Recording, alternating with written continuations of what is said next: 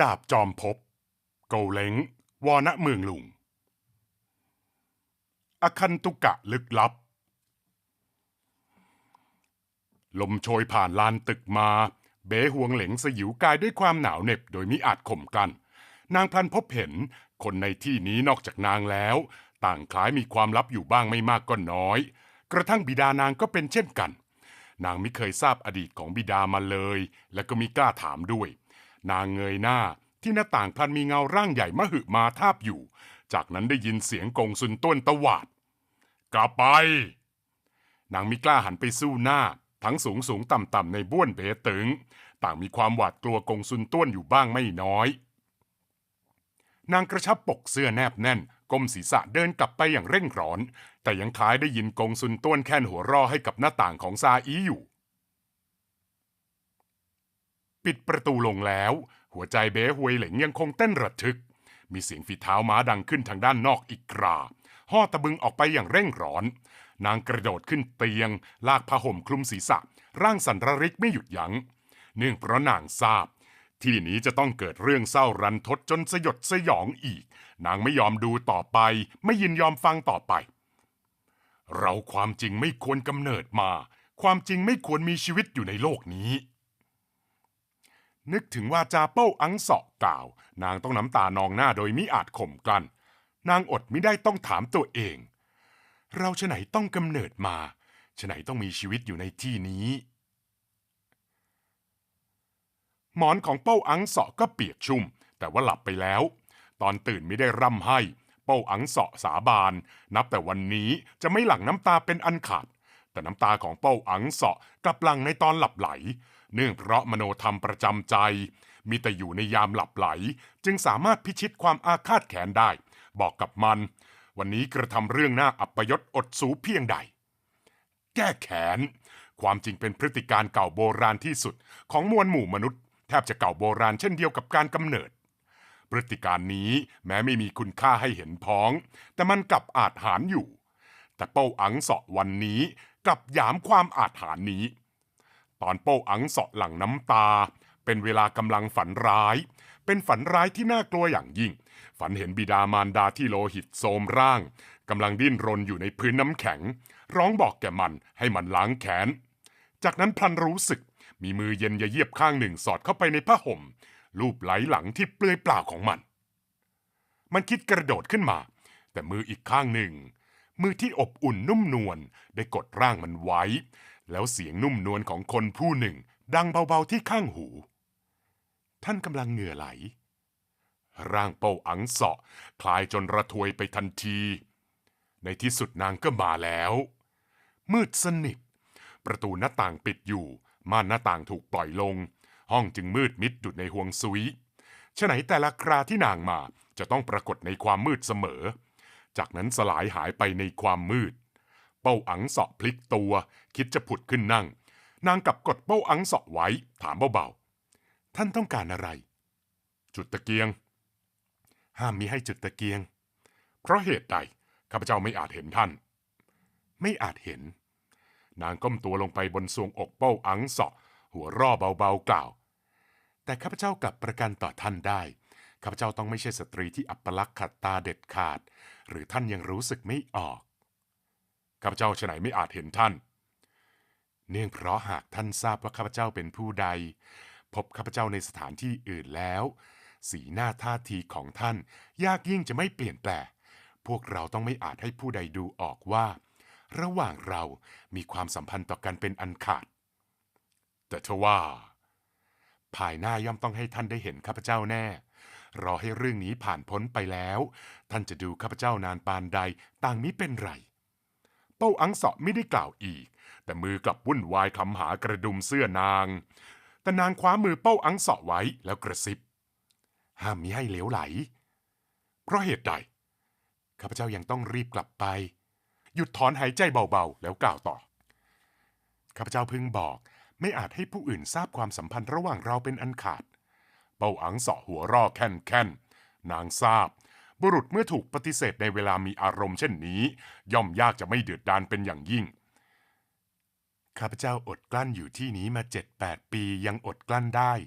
ท่านจะไม่มีวันคำนวณความเจ็บช้ำขมขื่นนี้ออกเพราะเหตุใดข้าพเจ้าจึงต้องดังนี้เสียงของนางเริ่มกราดเกรี้ยวทีละน้อยเมื่อกล่าวต่อจุดมุ่งหมายของข้าพเจ้าอยู่ที่รอคอยท่านให้มารอคอยท่านมาล้างแค้นชั่วชีวิตเราความจริงดำรงอยู่เพราะเรื่องนี้เท่านั้นข้าพเจ้าไม่เคยลืมท่านก็ไม่อาจลืมเด็ดขาดร่างเป้าอังเสาะพลันเย็นเฉียบดังน้ำแข็งเหงื่อซึมออกมาเปียกโชกที่นอนมันความจริงไม่ใช่มาแสวงหาความสุขในที่นี้ที่นางอุทิศร่างแก่มันก็เพียงเพราะต้องการล้างแค้นเท่านั้นท่านย่อมควรทราบเบคงคุ้งเป็นคนที่น่ากลัวปานใดบวกกับบรรดาผู้ช่วยของมันเหล่านั้นนางหยุดถอนใจอีกคราจึงกล่าวต่อหากการจู่โจมในครั้งนี้ของพวกเราล้มเหลวน่ากลัวจะไม่มีโอกาสอีกแล้วกงซุนต้วนหวยมัวทีหุนใจเทียน3 คนนี้บวกกันแล้วยังไม่เป็นที่น่ากลัวข้าพเจ้ามีได้หมายถึงพวกมันหวยมัวทีกับหุนใจเทียนความจริงไม่ได้ร่วมในเรื่องนั้นเลยแล้วท่านหมายถึงผู้ใดเหล่าที่ไม่กล้าปรากฏหน้าจวบจนบัดนี้ข้าพเจ้ายังสืบไม่ทราบว่าพวกมันเป็นใครอาจบางทีไม่มีผู้อื่นเลยก็ได้บิดากับยี่เจ็กของท่านเป็นวีรบุรุษเลอเลิศระดับใดอาศัยเบคงคุ้งกับกงซุนต้วน2 คนไหนเลยกล้าทะเยอทะยานไปแตะต้องพวกท่านอย่าว่าแต่ฮูหยินของ2 ท่านก็เป็นยอดฝีมือในหมู่สตรีกล่าวถึงตอนนี้เสียงของนางก็สั่นเครือส่วนเป้าอังเสาะนั้นยิ่งลำคอตีบตันจนมิอาจกล่าวได้อีกเนิ่นนานให้หลังนางจึงกล่าวสืบต่อหลังจากผู้บิดาท่านตายอย่างอเนจอนาถแล้วความจริงผู้คนมากหลายในวงพวกนักเลงพากันสงสัยมีผู้ใดสามารถสังหารวีรบุรุษยอดเยี่ยมทั้ง2 คู่สามีภรรยานี้ตายได้แน่นอนย่อมไม่มีผู้ใดจะสงสัยเป็นการกระทำของเจ้าดิรัจฉานเบคงคุ้งที่มีคราบเป็นมนุษย์แต่ใจเป็นสัตว์เสียงของเป้าอังเสาะตอนนี้สั่นระริกด้วยความอาฆาตแค้นถึงขีดสุดเสียงของสตรีดังต่อแต่นอกจากเบคงคุ้งแล้วยังต้องมีผู้อื่นอีกที่ข้าพเจ้ามาที่นี้จุดมุ่งหมายสำคัญคือต้องการสืบทราบเรื่องนี้เสียดายข้าพเจ้าไม่เคยเห็นมันไปมาหาสู่กับยอดฝีมือในวงพวกนักเลงและตัวมันเองก็ย่อมปิดเป็นความลับสุดยอดไม่เคยเอ่ยถึงเรื่องนี้เลยแม้สักครั้งท่านสืบเสาะมาถึง 7-8 ปียังไม่มีข้อมูลเบาะแสใดบัดนี้หรือพวกเราจะสามารถสืบออกได้ตอนนี้อย่างน้อยพวกเรามีโอกาสแล้วโอกาสใดตอนนี้ยังมีผู้อื่นบีบบังคับมันอยู่ยามมันถูกบีบคั้นจนไม่มีทางหลบหน้าย่อมชักจูงพวกเหล่านั้นออกมาเป็นพวกเราได้บีบคั้นมันนางมิตอบทันทีแต่ย้อนถามเมื่อค่ำวาน13 คนนั้นฆ่าตัวตายเองหรือไม่มิใช่ม้าเหล่านั้นเล่าก็มิใช่ในเมื่อไม่ใช่ท่านเป็นผู้ใดฆ่าข้าพเจ้าก็รู้สึกประหลาดใจยิ่งท่านนึกไม่ออกเป้าอังเสาะครุ่นคิดแล้วจึงตอบเย็บใครหรือไรคนผู้นี้มีความลึกลับอย่างยิ่งจริงๆที่มานี้ก็ต้องมีจุดมุ่งหมายของมันอยู่แต่พวกเหล่านั้นต้องไม่ใช่เย็บใครฆ่าแน่อ้อข้าพเจ้าทราบเมื่อค่ำวานมันอยู่กับผู้ใดโชคดีที่ในห้องมืดอย่างยิ่งไม่มีผู้ใดสามารถเห็นสีหน้าเป้าอังเสาะได้สีหน้าตอนนี้พิกลเป็นอย่างยิ่งขณะเวลานั้นเองพลันมีเสียงดังขึ้นที่บนหลังคานางหน้าเปลี่ยนสีทันทีรีบเน้นเสียงท่านอยู่ในห้องนี้อย่าได้ออกไปเป็นอันขาดวาจาจบคำผลักหน้าต่างพุ่งปราดออกไปดังสายฟ้าเป้าอังเสาะเพียงเห็นเงาร่างอ่อนแอนสายหนึ่งถลันวูบเดียวก็หายวับกับตาที่นี้มี4 คนเมาสลบสลายไปแล้วทั้ง4 คนล้วนเป็นหัวหน้าคนเลี้ยงม้าในบวนเบตึงมานานปีพวกมันปกติมิใคร่เมาหมายแต่ค่ำคืนนี้กลับเมารวดเร็วเป็นพิเศษเมาร้ายกาจเป็นพิเศษได้เห็นบริวารที่คึกคักเข้มแข็งตายอย่างสยดสยองไปถึง13 คนได้เห็นเรื่องน่าสะพรึงกลัวก่อเกิดติดต่อตามกันพวกมันไหนเลยไม่เมาหมายได้ยามเมื่อคนที่4เมาฟุบไปนั้นเอียบไข่เดินหิ้วคอเสื้อออกมาจากประตูด้านข้างเอียบไข่อยู่ที่นี้นานแล้วเมื่อครู่จึงออกไปปัสสาวะเมื่อดื่มสุรามากการไปปัสสาวะย่อมมากตามด้วยเพียงแต่ว่า เวลาการออกไปปัสสาวะของเอียบไข่ยาวนานผิดธรรมดาไปบ้างเอียบไข่เพิ่งเข้าประตูก็เห็นสายตาเซียวเปียกหลีกำลังชายมาบอกใบ้จึงได้เดินเข้าไปรอยยิ้มของเซียวเปียกหลีคล้ายดั่งมีเลสในลึกลับแย้มยิ้มพลางกล่าวมีคนต้องการให้ข้าพเจ้ามอบของแก่ท่านชิ้นหนึ่งเอียบไข่กระพริบตาย้อนถามชุยหลงท่านฉลาดปราดเปรื่องเยี่ยงนี้เสมอมาหรือไรเสียดายยามอยู่ต่อหน้าสตรีที่ข้าพเจ้าพอใจข้าพเจ้าต้องเปลี่ยนแปลเป็นโง่เขลารับกระดาษที่พับสวยงามจากเสี่ยวเปียกหลีมาคลี่ออกดูเห็นบนกระดาษสีครามจางมีอักษรอยู่แถวเดียวท่านได้กำนันดอกไม้มุกต่อแก่ผู้อื่นหรือไม่เย็บไข่รูปดอกไม้มุกบนปกเสื้อเบาๆคล้ายดั่งซึมเศร้ากว่าเดิมเสี่ยวเปียกหลีเหลือบมองแล้วถอนใจเบาๆกล่าวหากข้าพเจ้าเยาว์วัยกว่านี้อีก20 ปีจะต้องต่อยตีกับท่านแน่เย็บไข่หัวรอบพลางกล่าวมีว่าท่านมีวัยสูงเท่าใดต่างต้องไม่ใช่เป็นบุรุษที่ยอมต่อยตีเพื่อสตรีแน่ท่านดูข้าพเจ้าผิดแล้วท่านทราบหรือไม่เท้าทั้งสองของข้าพเจ้าขาดไปด้วยสาเหตุใดเพราะสตรีรอจนเมื่อข้าพเจ้าทราบสตรีนางนั้นเป็นเพียงสุนัขตัวเมียก็สายเกินกาลแล้วหยุดย้มยิ้มแล้วจึงกล่าวต่อแต่นางกลับมิใช่สตรีประเภทนั้นเด็ดขาดนางยังสะอาดกว่าสตรีที่พวกเราเคยพบเห็นมากนักมาดว่านางอยู่ในที่นี้ของข้าพเจ้าแต่ไม่เคยขายตัวเองเสมอมาแล้วนางขายกระไรนางขายจุดอ่อนของบุรุษยิ่งซื้อไม่ได้ยิ่งพยายามจะซื้อหาผลักประตูบานที่2เป็นระเบียงกว้างอย่างยิ่งที่ด้านข้างยังมีโต๊ะเก้าอี้เดินสุดระเบียงเป็นประตูอีกบานหนึ่งผู้ที่เคาะประตูไม่เปิดก็รออยู่ในระเบียงนี้เอียบไข่กำลังเคาะประตูเนิ่นนานให้หลังจึงมีเสียงดังขึ้นผู้ใดเคาะประตูอาคันตุกะคืนนี้เสี่ยวเจี๊ยไม่ต้อนรับอาคันตุกะหากเป็นอาคันตุกะที่เตะประตูพังในเท้าเดียวต้อนรับหรือไม่มีเสียงหัวเราะปานระฆังเงินดังขึ้นแล้วกล่าวต้องเป็นเอียบกงจื้อแน่โกเนียเยาว์วัยที่ตากลมใหญ่นางหนึ่งเปิดประตูออกแล้วแย้มยิ้มกล่าวเป็นเอียบกงจื้อจริงๆเอียบไขหัวเราะพลางตอบอาคันตุกะที่เตะประตูของพวกท่านมีข้าพเจ้าคนเดียวเท่านั้นโกเนียน้อยกรอกตาไปมาเม้มปากกลั้นหัวเราะพลางกล่าวยังมีอีกผู้หนึ่งผู้ใดลาที่มาลากโม่ให้พวกเราในลานตึกเล็กๆปลูกไผ่เขียวขจีเรียงรายอยู่หลายสิบต้นเน้นกับดอกไม้สีสันต่างๆของภายในบันดาลให้รู้สึกเป็นความงามที่ร่มรื่นประทับใจม่านไม้ไผ่ถูกเลิกขึ้นสตรีที่สวยสกรานมิได้แต่งแต้มประทินผิวหน้ากำลังนั่งเท้าคางริมหน้าต่างเมื่อมองดูเอียบไข่จนซึมเศร้ารูปโฉมของนางอาจบางทีไม่สวยสกรานเลิศล้ำแต่มีในตาที่คล้ายกล่าววาจาได้มีปากรูปกระจับที่แคล่วคล่องนางแม้นั่งสงบอยู่ในที่นั้นแต่กลับมีบุคลิกที่สามารถโน้มน้าวจิตใจผู้คนให้ลุ่มหลงรันจวนผิดกว่าอิสตรีทั้งมวลที่เคยพบเห็นมาสตรีเยี่ยงนี้มีว่ากับบุรุษใดต่างกล่าวได้เต็มปากคำว่าต้องพอใจเพื่อต้องการได้รับความสนใจจากสตรีเยี่ยงนี้บุรุษเป็นจำนวนมากเมื่อมาถึงแล้วต่างพยายามฝืนมารยาเป็นวินยูชนที่ทั้งมีเงินทองทั้งได้รับการอบรมที่ดีงามแต่เอียบไข่พอผลักประตูก็เดินตรงเข้าไปเอนกายนอนลงบนเตียงของนางกระทั่งรองเท้ายังมิได้ถอดเผยเห็นโพรงที่พื้นรองเท้าทั้งสองข้างฉุยหลงขมวดคิ้วเรียวของนางพลางกล่าวท่านไม่สามารถซื้อรองเท้าใหม่สักคู่หรือไรซื้อไม่ได้เป็นไรเนื่องเพราะรองเท้าคู่นี้สามารถคุ้มครองข้าพเจ้าคุ้มครองท่านเย็บไข่ยกเท้าขึ้นชี้ไปที่โพรงของพื้นรองเท้าพลางกล่าวท่านเห็นโพรงนี้หรือไม่มันกัดคนก็ได้หากผู้ใดไม่เกรงใจข้าพเจ้ามันก็จะกัดทันทีฉุยหลงหัวร่อเบาๆเดินเข้าไปพลางแย้มยิ้มกล่าวข้าพเจ้ากลับต้องการดูมันกล้ากัดข้าพเจ้าหรือไม่เย็บไข่ฉุดนางไว้แล้วกล่าวมันไม่กล้ากัดท่านข้าพเจ้ากล้าฉุยหลงครางเบาๆล้มตัวลงในอ้อมอกของเอียบไข่ประตูมิได้ปิด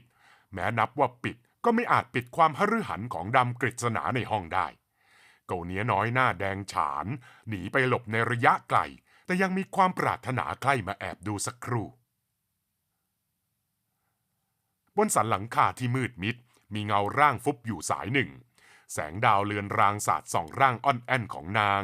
เห็นใบหน้านางยังมีผ้าคลุมอีกผืนหนึ่งนางไล่ตามคนผู้หนึ่งมาถึงที่นี้นางแลเห็นเงาร่างคนผู้นั้นถลันวูบบนหลังคานี้รอจนเมื่อนางไล่ตามมาถึงคนผู้นั้นก็หายไปแล้วนางทราบเบื้องล่างเป็นสถานที่ใดแต่นางไม่อาจลงไปสถานที่นี้ไม่ยินดีต้อนรับสตรีมันเป็นใครฉะไหนต้องไปลอบฟังคำสนทนาของพวกเราบนหลังคามันได้ยินความใดไปบ้างหากสามารถมีคนเห็นหน้านางจะต้องดูออกว่าใบหน้านางมีแววตาแตกตื่นขวัญเสียถึงขีดสุดความลับของนางไม่อาจให้ผู้คนทราบไม่อาจเด็ดขาดนางลังเลอยู่เนิ่นนานในที่สุดกัดฟันกระโดดลงไปนางตกลงใจเสี่ยงอันตรายสักครั้งในชั่วชีวิตนี้นางเคยเห็นสีหน้าประหลาดพิสดารต่างๆของบุรุษเพศมาไม่น้อยแต่สวรรค์เท่านั้นที่จะทราบยามที่บุรุษแลเห็นสตรีเดินเข้ามาในซ่องคณิกาสีหน้ายามนั้นจะเป็นเช่นไรแต่ละคนต่างเบิ่งตาแทบถลนคล้ายดั่งพลันเห็นลูกแกะเดินเข้าไปในรังจิ้งจอกสำหรับจิ้งจอกแล้วเยี่ยงนี้มิเพียงเป็นการท้าทายเท่านั้นยังนับเป็นการเหยียดหยามอย่างยิ่งสวรรค์จึงทราบสตรีร้ายกาจนางนี้ฉไหนมาในที่นี้แต่ทว่าสตรีนางนี้มีความงามร้ายกาจนักคนค้าสัตว์ที่ดื่มจนใกล้เมาไม้ผู้หนึ่งเบิ่งตากว้างที่สุดมันมาจากต่างถิ่นเพื่อขายแพะมันไม่รู้จักสตรีนางนี้ไม่ทราบสตรีนางนี้เป็นผู้ใดแต่อย่างไรก็ตามสตรีที่อยู่ในสถานที่นี้แม้ไม่ใช่คณิกาก็ใกล้เคียงกันแล้วมันพยายามทรงกายที่สายโซเซไว้หมายจะเดินเข้าไปหาแต่คนด้านข้างอีกผู้หนึ่งกลับฉุดมันไว้สตรีนางนี้ไม่ได้เพราะเหตุใดนางมีเจ้าของแล้วผู้ใดเป็นเจ้าของนางบวนเบตึงจูสี่คำนี้คล้ายดังมีอำนาจพิเศษพิสดารลูกหนังที่เพิ่งถูกอัดลมจนพองพลันฝ่อลงทันทีสาอีเดินเชิดหน้าเข้าไปใบหน้ามีรอยยิ้มน้อยๆแซงเป็นไม่ได้ยินผู้อื่นซุบซิบวิจารณ์แซงเป็นไม่แยแสสนใจความจริงนางยังมิอาจไม่แยแสได้บุรุษบางคนยามถลึงจ้องมองนางสายตาเยี่ยงนั้นคล้ายดั่งได้เห็นว่านางเปลื้องจนเปล่าเปลือยก็ป่านโชคดีที่เซียวเปียกหลีได้ส่งเสียงทักทายนางอย่างยิ้มแย้มซิมซาเนียมาได้อย่างไรกลับเป็นอาคันตุกะที่ไม่คาดหมายจริงๆนางเดินตรงเข้าหาทันทีแย้มยิ้มกล่าวเซียวซิงแซไม่ต้อนรับข้าพเจ้าเซียวเปียกหลีถอนใจกล่าวเสียดายที่ข้าพเจ้าไม่อาจลุกขึ้นต้อนรับท่านได้ข้าพเจ้ามาเพื่อหาคนหาข้าพเจ้าซิมซาเนียหัวร่อเบาๆกล่าวตอบว่าหากข้าพเจ้ามาหาท่านต้องมาในเวลาไม่มีผู้คนข้าพเจ้าต้องรอท่านแน่เพราะอย่างไรข้าพเจ้าไม่กลัวถูกคนฟันเท้าทั้งสองทิ้งทั้งสองต่างหัวร่อให้แก่กันในใจของทั้งสองต่างกระจ่างฝ่ายตรงข้ามเป็นจิ้งจอกเท่าที่สมบูรณ์แบบซิมซาเนียกล่าวชุยลงอยู่หรือไม่อยู่ท่านต้องการหานางเสี่ยวเปียกหลีถอนใจกล่าวฉะไหนมิว่าบุรุษมิว่าสตรีต่างต้องการหานางทั้งสิ้นข้าพเจ้านอนไม่หลับคิดมาสนทนากับนางเสียดายที่ท่านมาช้าเกินไปหรือในห้องของนางก็รั้งอาคันตุกะไว้นั่นเป็นอาคันตุกะพิเศษอย่างยิ่งพิเศษยิ่งไรจนเป็นพิเศษคิกอาคันตุกะที่จนเป็นพิเศษท่านก็ยอมให้มันเข้าไปความจริงข้าพเจ้าคิดจะขัดขวางมันแต่เสียดายต่อยตีก็ต่อยตีสู้มันไม่ได้วิ่งก็วิ่งไม่เร็วเท่ามันท่านไม่ได้หลอกลวงข้าพเจ้าในโลกมีกี่คนยินยอมหลอกลวงท่านคนผู้นั้นเป็นใครเอียบใครท่านย่อมไม่รู้จักมันแน่แต่มันแม้เพิ่งมาที่นี้เพียง2 วันคนที่รู้จักมันกลับมีไม่น้อยจริงๆซิมซาเนียยังคงแย้มยิ้มจนหยาดเยิ้มเปี่ยมเสน่ห์แต่ในดวงตากลับมีประกายอำมหิตดุจดั่งปลายเข็มจากนั้นประกายอำมหิตของนางพลันสูญสลายนางเห็นคนผู้หนึ่งผลักประตูออกดังโครมใหญ่ก้าวอาดเข้ามาคนที่ใหญ่มหึมาปานอสูรร้ายมือกงซุนต้วนกำด้ามดาบ ยืนตระหง่านที่ปากประตูสีหน้าที่ขุ่นเคืองจนบิดเบี้ยวเขียวค้ำของมันเพียงพอขู่ขวัญให้ผู้คนให้ใจหยุดเต้นได้ลมหายใจของซิมซาเนียขาดห่วงทันทีเสี่ยวเปียกหลีถอนหายใจเฮือกใหญ่ร่ำพึงเบาๆผู้ที่สมควรมาต่างมิได้มาผู้ที่ไม่สมควรมาต่างมากันครบหน้าหยิบไพ่ขึ้นตัวหนึ่งวางลงไปอย่างเชื่องช้าสายหน้าแล้วรำพึงต่อไปดูท่าวันพรุ่งนี้จะต้องมีพายุฝนมาอีกแล้วไม่มีเรื่องยังคงอยากออกจากบ้านประเสริฐกว่า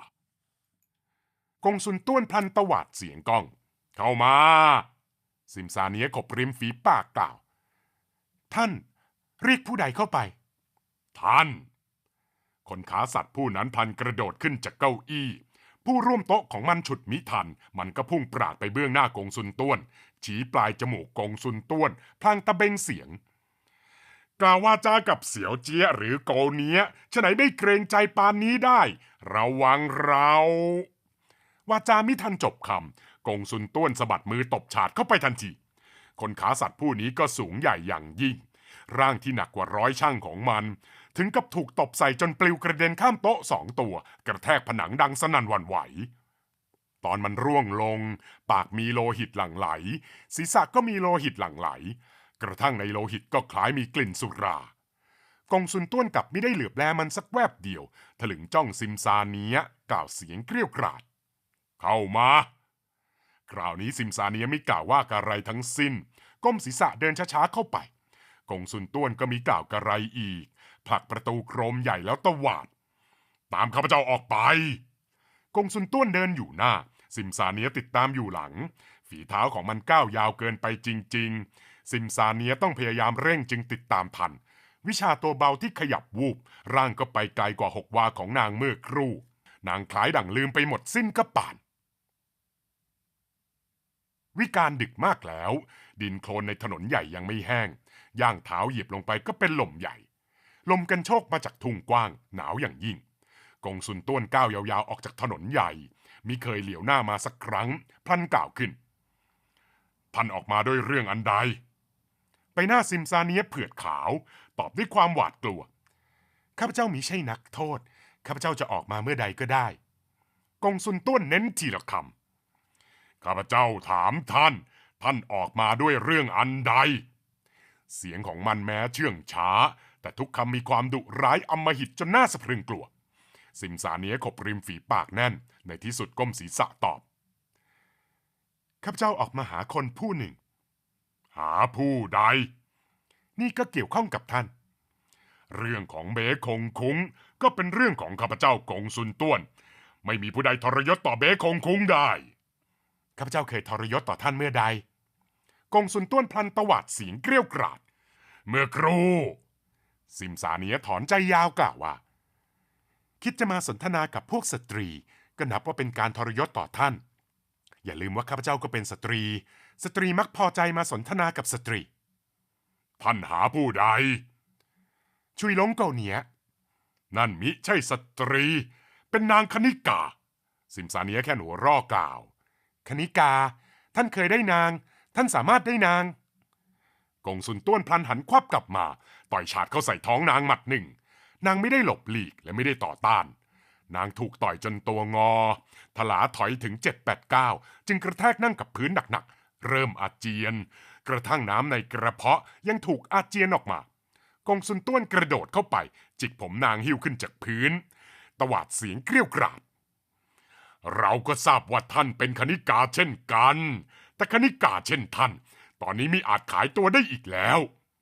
ซิมซาเนียพยายามขบกรามข่มกลั้นไว้แต่น้ำตายังคงหลั่งไหลออกมาร้องเสียงสั่นสะท้านท่านต้องการอย่างไรวาจาที่เราถามท่านจงตอบมาแต่โดยดีเข้าใจหรือไม่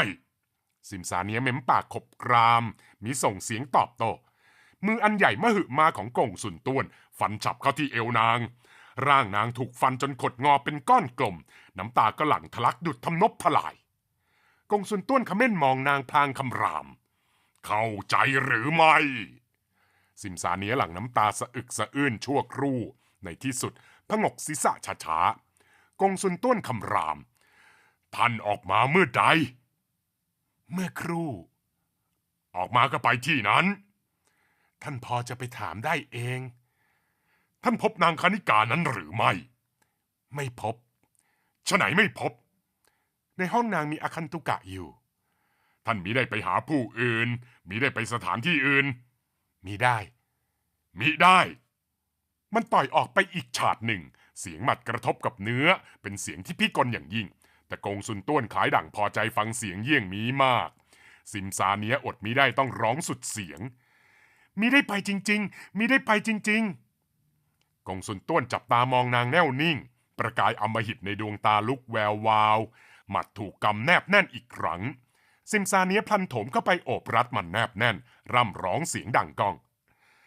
หากท่านชมชอบต่อยตีข้าพเจ้าจงต่อยข้าพเจ้าให้ตายเสียเถิดท่านตีข้าพเจ้าให้ตายก็แล้วกันสองมือของนางโอบคอมันแนบแน่นสองเท้าตวัดขึ้นโอบเอวมันไว้ร่างของมันพลันเปลี่ยนแปลไปอย่างพิสดารจนตัวมันเองพอจะรู้สึกได้นางฟุบไปบนบ่ามันทันทีร่ำให้รำพันข้าพเจ้าทราบว่าท่านชมชอบต่อยตีข้าพเจ้าท่านต่อยตีเถิดร่างของนางบิดไปมาด้วยความพิสดารเท้าก็เคลื่อนไหวอยู่ไม่หยุดยัง้งความเดือดดาลของกงซุนต้วนได้แปลเปลี่ยนเป็นปั่นป่วนรันจวนหมัดที่กำไว้แนบแน่นได้เริ่มคลายออกทีละน้อยลมหายใจของนางอยู่ข้างหูมันอยู่ที่ลำคอมันลมหายใจของมันพลันแปลเปลี่ยนเป็นหนักหน่วงทีเร็วซิมซาเนียครวญครางท่านต่อยตีข้าพเจ้าตายก็มิเป็นไรเพราะจะอย่างไรข้าพเจ้าก็ไม่บอกผู้อื่นกงซุนต้วนเริ่มสั่นระริกมีว่าผู้ใดก็นึกไม่ถึงคนเช่นมันจะสั่นได้ยิ่งคาดคิดไม่ถึงร่างที่สูงใหญ่มหึมาเช่นมันยามตัวสั่นระริกจะเป็นสภาพใดหากท่านมีโอกาสได้เห็นต้องไม่รู้สึกหน้าหัวร่อเด็ดขาดเพียงรู้สึกน่ากลัวอย่างยิ่งใบหน้ามันมีแววเจ็บปวดรวดร้าวเนื่องเพราะมันจำต้องพยายามข่มกลั้นเพลิงราคะที่เผาผลาญใจมันจนร้อนแรงนี้ไว้จากนั้นมันพลันต่อยใส่ท้องน้อยนางอย่างหนักหน่วงอีกหมัดหนึ่งร่างนางบิดงออีกครามือคลายออกร่วงลงนอนอ่อนระทวยอยู่บนพื้นดินโคลนกงซุนต้วนกำหมัดแนบแน่นจับตามองนางพลันถมน้ำลายใส่หน้านางพรวดใหญ่แล้วก้าวข้ามร่างนางไปที่ม้าของมันที่มันแค้นไม่ใช่สตรีแต่เป็นแค้นตัวเองที่ไม่อาจต่อต้านการยั่วยวนเยี่ยงนี้แต่กลับไม่กล้าไปรับมัน